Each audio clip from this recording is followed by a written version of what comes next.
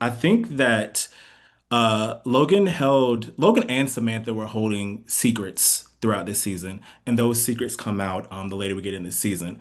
I guess speaking of Natalie about how I had a bone to pick with Samantha because she was like, "Oh well, I don't know if we can stay here anymore because the kids they may not like what you did." I'm like, "Girl, you just hid all this money in the ground. Like you don't, as far as you know, the money's still there. So I don't Yeah. think that's really, an equal comparison." Yeah. But I wanted to know for you, how do you think the fact that he was kind of holding on to so much of his past, how that continues to shape the person he is? Because he really hasn't resolved a lot of those events that took place many years ago. Yeah, well, he left his dream job in NASCAR to come back home for reasons you don't initially understand that get revealed throughout the season. I think he feels, for some of those reasons, a particular responsibility to his niece and nephew. And that's an interesting part about the show is that even though we hit all of the coming of age beats and the first loves and the drama in the relationships, there's also humor and this heartfelt sort of family at the center of it. But there's also mystery. There's mystery as to what happened to their father. Where is he? Why did I abandon my dream job? We never really come to the full uh, revelation of what that is. Um, but I think that's what makes us unique is that you've got these dynamic action sequences. You've got this incredible young cast, but there's certainly humor, there's heart, and then there is this mystery that gets unraveled throughout the season. Yeah, yeah, absolutely, absolutely.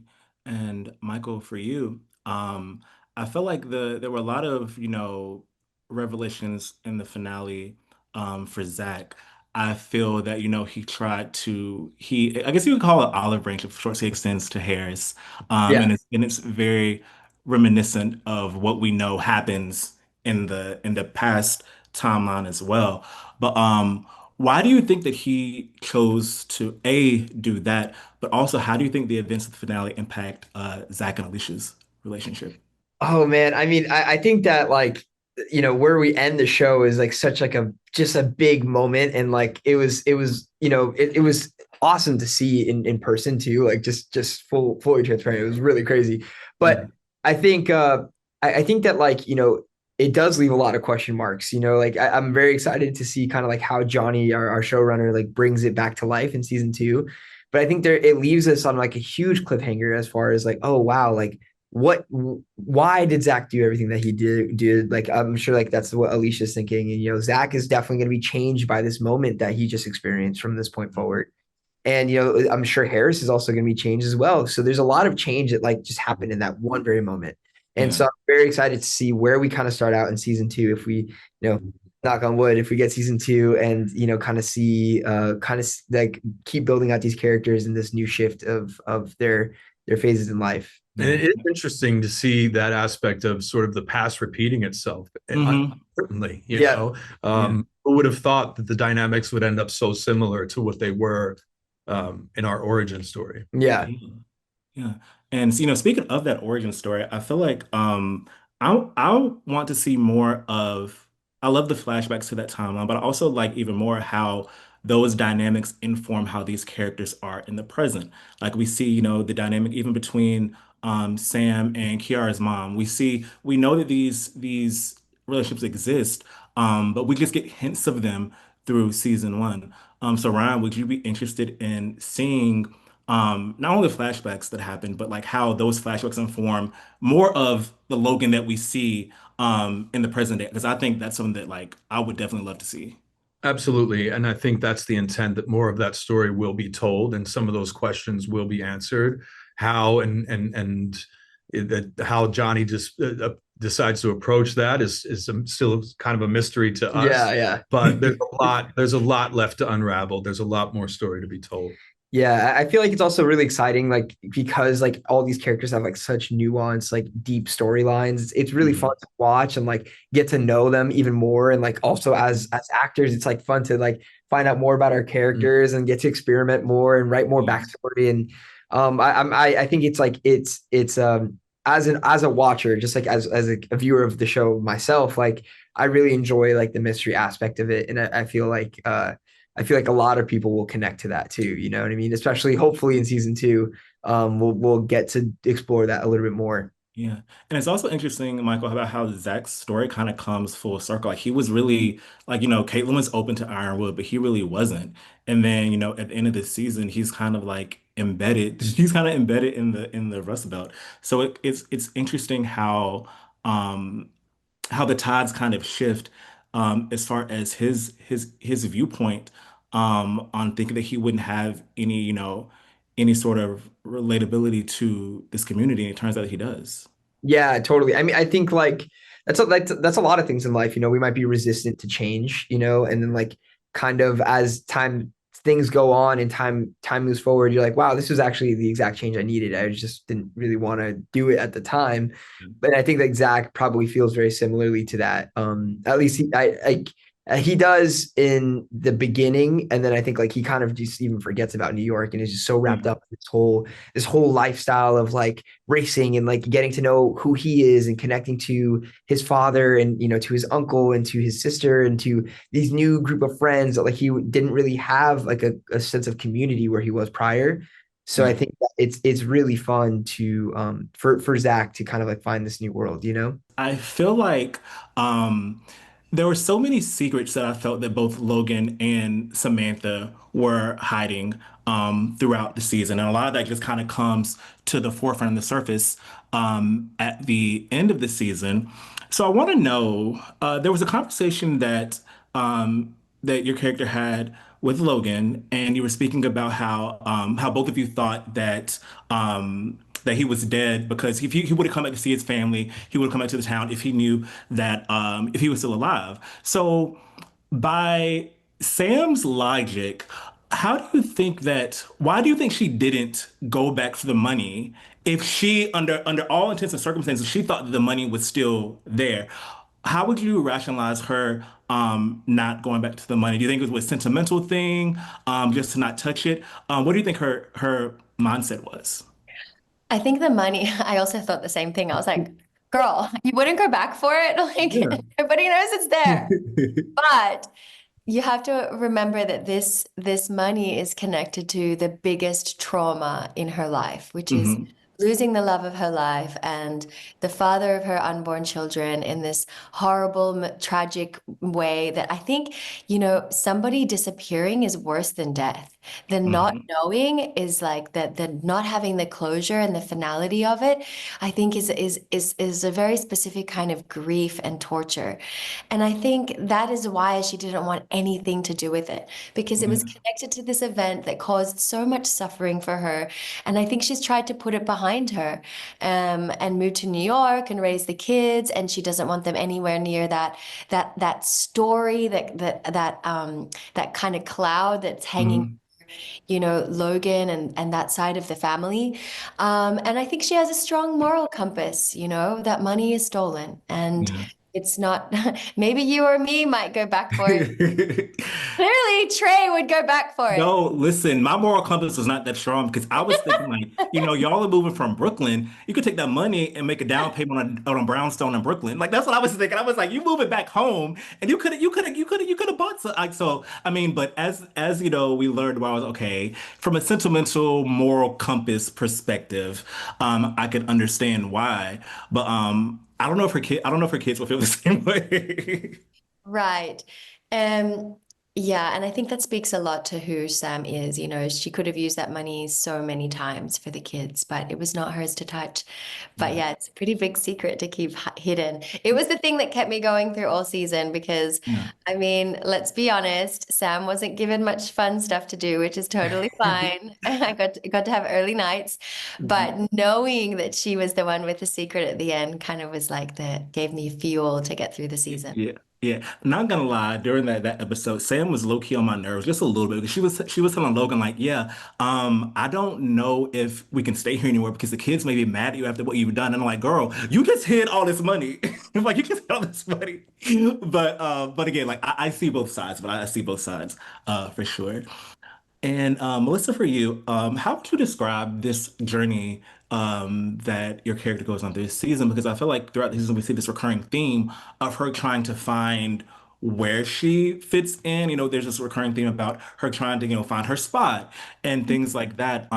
Do you think at the conclusion of this season, how would you define the events and how it led to where we find her at in the finale? I think she's I mean the way that her story finishes is she's kind of back where she started. She's kind of Mhm. alone again. Um the season is she makes this like unlikely friend group pretty quickly, and even when they're bickering or fighting or screaming at each other while they're like rebuilding the car, it does feel like a family. And then I Yeah. think that's sort of like ripped away from her at the end, especially with like the Curtis dad involvement Mhm. feel, and it's really heartbreaking. And I think yeah, she kind of finishes where she started, but also no, because I think she's resilient, and Mhm. I think she's kind of always been a lone wolf. Like Yeah. the Yeah. backstory I imagined for her when she was in New York, like she's really happy to move to Ironwood and like get her hands dirty and have a fresh start.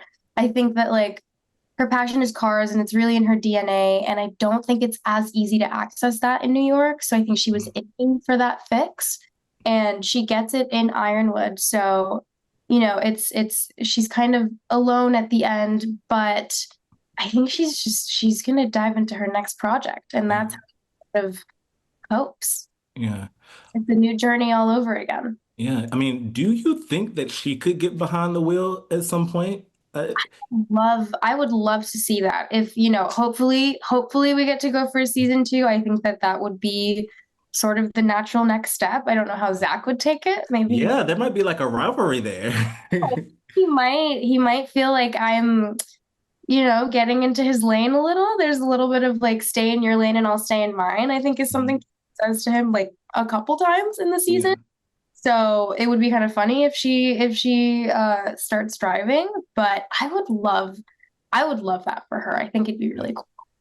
And which ship do you prefer? Is it Caitlin and Curtis, or is it Caitlin and Kiara? So hard because they're both so special in my heart, but I think I have to say Curtis because we do have so much more. I think it Yeah, develops into something more substantial in season yeah, one. I think that I do want to explore Caitlin and Kiara more because I think that it's a lot of unspokenness, and mhm, Caitlin is there, but I think Kiara is in her own journey and she's not quite ready. And I had this backstory for Caitlin where like she empathizes with Kiara because she was Kiara once, where she mhm, was ready for yeah, that. And so she's really very sensitive to that. And I tried to be very sensitive to that storyline. But I do hope that gets explored a little more, especially with how season one ends. The doors open again. yeah, yeah, for sure. Yeah. And Natalie, I think that I want to see more flashbacks because I know I want to be able to tie in what this group of people that look like, many years ago and how those dynamics impact them today. We see that a little bit through the season, but we don't really fully dive into that. Would you be interested in doing more of that? Because I mean, that's a lot. That's I feel like Samantha has some story as far as how the past is kind of intertwined with the present. Yeah, flashbacks are always interesting. I don't get to do them. The actress who Yeah, plays yeah. 20 years ago gets to do them. Yeah. So they're No, not but like, I mean in terms of like that informing the present day scenes, of course. sure. Yeah. Yeah, I'm sure. Yeah, that would have been a fun, wild time. And there is something so nostalgic about going back in time. I was born in 84, so I think the show is really going to hit and resonate with people who did grow up in that era. Mm, And yeah, we've been saying all day that the nostalgia about, this time almost feels like its own character in the show. yeah. And I think that's what you're getting at. You're not saying I want to see the other actress more than No, you. no, no, You're I want to saying see I how want to go those back to that dynamics era. inform the Got present. it. Because even with Kiara's mom, like we see that there's more there, but we only get a hint Yeah. of it. So being able to explore that more, I want to see the those art. types of things. Yeah, yeah. Both of your characters are kind of uh more the outcasts, or not even outcasts, but or at least being on the fringes of this social world within this community. How do you think that sort of dynamic and understanding of who they are kind of changes by the time we arrive to the events at the end of the season. I mean, I think for Marcel, it really is like he feels complete by the end of it because he's found his crew. He's got these friends that he wanted since the very beginning, and he doesn't feel like so much of an outsider anymore. And he's exploring new relationships, like with the character Brooke, and things are just going great. So I think really it's it's like seeing one character go from a desire to having it, and then hopefully, you'll see what comes after that. Yeah, yeah, I think for Curtis, it's similar in the sense of where he and Marcel are both kind of a little bit of a reject in their own society, and they do both get pulled into this new family unit. I think with Curtis, it's him having to balance his real family, who's got serious issues, on both sides of the law, and being able to operate in a healthy family structure like the one yeah, he's found. And that's what I really liked about this. You never know if he's going to get dragged back into his old ways or if he's going to, forge a new path ahead. And I think Johnny did an excellent job of just giving me so much ammunition to display that, man. It was such a cool storyline for me. yeah, yeah, absolutely. And Uriah, I have to ask because I asked Melissa this as well. Which ship do you prefer? Curtis and Brooke or Curtis and Caitlin? And on top of that, what do you think is going on in his mind as how he processes both the relationships? They're very different dynamics. What is your favorite, and how do you think, what's in his mind, as far as, like weighing the options, so to speak? I think it's so complicated, and I don't think even, Curtis has fully decided. When it comes to meeting Caitlin, it's just like a lightning bolt through his heart for him. It's like love at first sight. He's just, it's a wow thing. Mhm. From the first moment they get together. But I think Curtis also has a little bit of rejection sensitivity. So he's so used to being rejected for so long that it's nothing new to him. That's what he would naturally gravitate towards. So when there is that question of, will Curtis and Caitlin work out? Will they not? I feel like it's an easy. I don't want to give too much away, but I feel like it's an easy reaction for Curtis to naturally kind of want to pull away. Yeah, And Caitlin as well, she's experienced so much loss. So, with Brooke's character, when she comes into the storyline, it's just immediate acceptance in a very foreign way to Curtis. So I think it's just that. I think it's him trying to figure out where he belongs. I don't have a favorite ship. I think I love both those storylines equally. I think they each have their own beautiful aspects to them. And I'm really interested to see how it plays out. I don't even know yet. yeah, yeah, me too, me too. And Nicholas, I think that one of the most heartwarming things of this season is how everyone just really gathers around and supports Marcel, especially with concerning things with his dad, with his mom. And I think that one of the most important dynamics I think of the season is between Marcel and Logan, and kind of how Logan becomes this sort of like surrogate father figure for Marcel. What was it like for you to kind of like work with Ryan on those scenes and kind of showing that this is kind of a dynamic that's important for him? Yeah, I mean, working with Ryan was great. He's such a talented actor, and when he's Logan, he really feels like in control. Mhm. I think what Marcel was looking for more than anything was just a mentor. And we see it from the Mhm. very beginning of the show. I mean, Marcel just hangs around Logan's shop with nothing to do, looking at him painting cars and doing whatever. And so I think he's always wanted that. But then, once the family fallout happens in Marcel's life, it kind of seems hopeless for him. But because he's Marcel, he never gives up and he finds new family with the Torreses and Logan. And it's it's a really beautiful relationship. I really appreciated that they put that into the show because, Marcel's real dad is just not it. Yeah, That's the simplest way to put it. And finding somebody that really cares for him and can show Marcel, like, hey, that's not what family is, and yeah, you don't have to find it by blood. I'm right here. I just yeah. thought that was beautiful. Yeah, absolutely. And Uriah, I think Logan kind of has this with Curtis too, to a little bit less of an extent than with Marcel, of course. But I think that he's saved. He comes in clutch for him at one point during the season, and then I think that similarly, Curtis, he doesn't really have a good relationship with his father, and this is even before we learn about the past. He doesn't really have that relationship, and then he kind of wants to have this relationship with his brother, but he can't really have that as well because of the circumstances. So I think similarly, Curtis is kind of looking for the same thing that Marcel is in that sense too. Well, Curtis and Marcel, it's really funny. They're two sides of the same coin. They're both rejects. I think that Ryan's character just is really great at sensing when somebody is feeling rejected, and he's such a welcoming character that he can't help but give him an avenue to have some form of connection. I think that with Marcel, it's definitely more urgent. I think he recognizes that it's not safe. He's being Yeah. neglected. He's in. So I think he's able to see like, okay, Curtis is going to be able to, kind of figure stuff out as long as we give him, a life raft to come to if he needs it. Mhm. Yeah. And I think that a lot of times that's the best thing we can do for people that are in need is not necessarily, enforce our help on them, but just let them know that you're there. And I think I love that part of the storyline. Ryan's like he's the safe haven.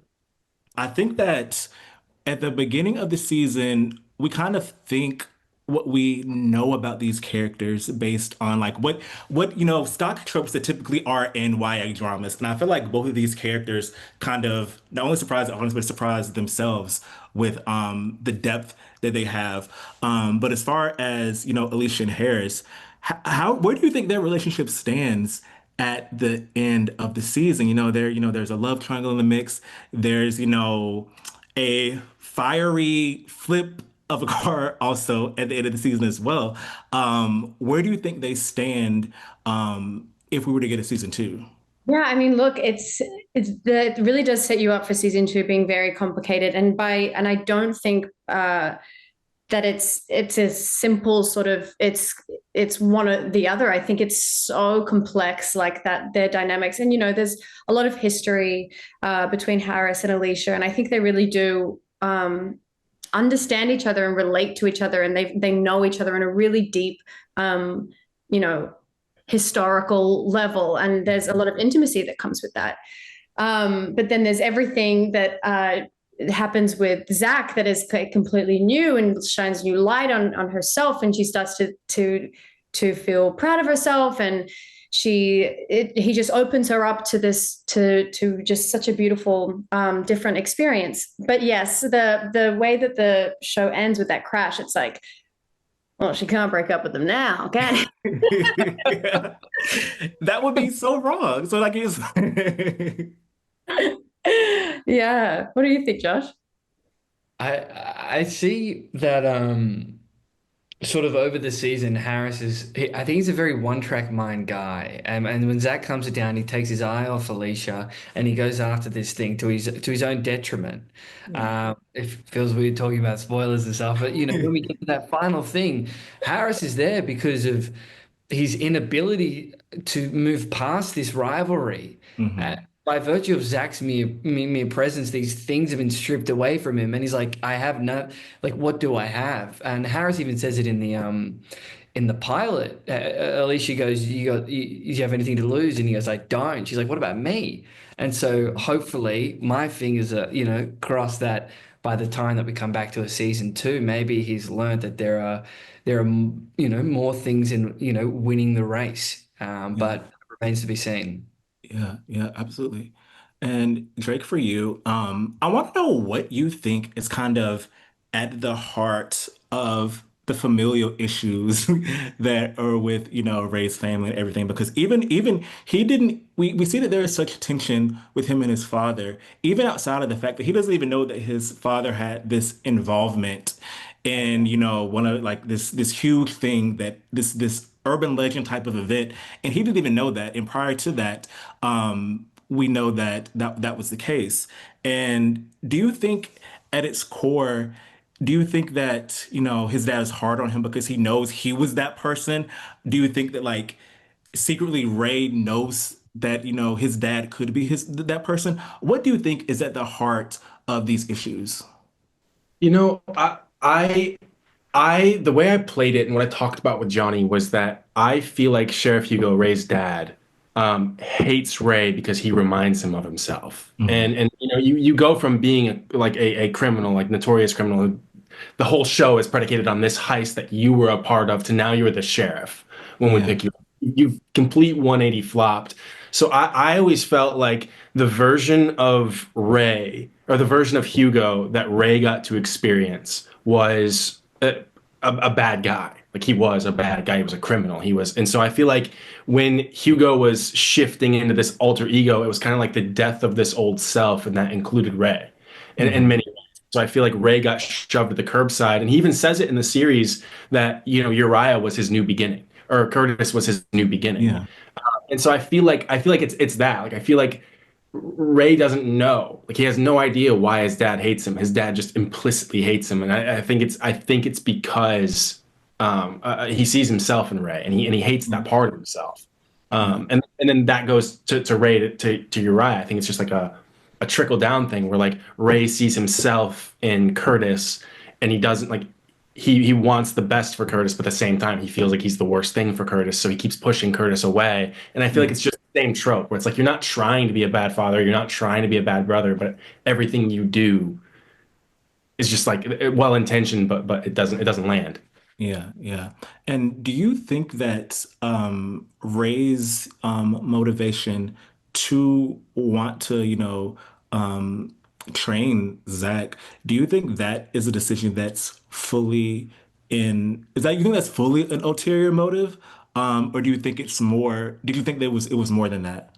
I definitely think it was more than that. There's always like with Ray, nothing is done out of the goodness of his heart. There's always, I'll give you this, but this is what I need in return. But I feel like Ray and Zach mirrors the Logan and Christian Maddox relationship, where I think when Ray initially takes Zach on to start training him, I feel like there's this like, okay, cool, this is to get back at Logan. But then when he sees how good Michael's character can be, Zach, I think that there's this part of him that's like, oh, this could be my way out. Like this could be, I could train this kid and we could go pro, and this could be my way because I think is drawn to Ray as Ray is to this dark criminal element. I think there's that part of him inside, like his dad, that wants to be something better but just can't escape. Yeah, yeah. And Mia, one thing I was wondering about Alicia is the fact that we don't, I mean, maybe there are hints of it throughout the season, but we really don't know where she stands as far as like how her family has its money and how her family is, kind of in a way kind of revamping, working to revamp this town. Was there anything about how she was with that and something you want to explore if we have a season two? Because we really don't kind of get a full answer on, is she for it? Is she like, we shouldn't be doing this? What do you think? Yeah. I would love that's definitely something that I would love to explore in a second season. And her relationship with her father and and his decision making. I can't say what that is. I'll leave that to Johnny to decide what the future of that is. But I feel like she's not 100% for it. But I don't think that she's against it either. I think it's one of those things that it's just her life. It's just all that she knows. And I think that's kind of similar to, that feeling that she has of being an outsider on the inside. Like she's aware of these privileges that she has. She's aware of how the world works around her and where she's at within it. But I also think that she feels so different. I don't think she feels like she relates to her dad, business. I don't think that that's something that's I don't think she shares those values, but who knows? Yeah.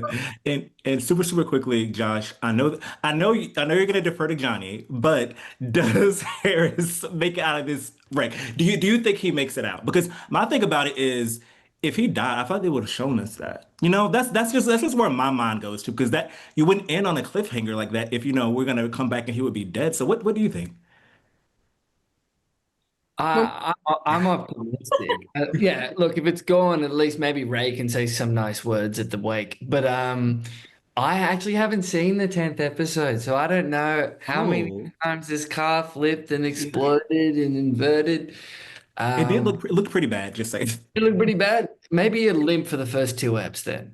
Yeah. Awesome.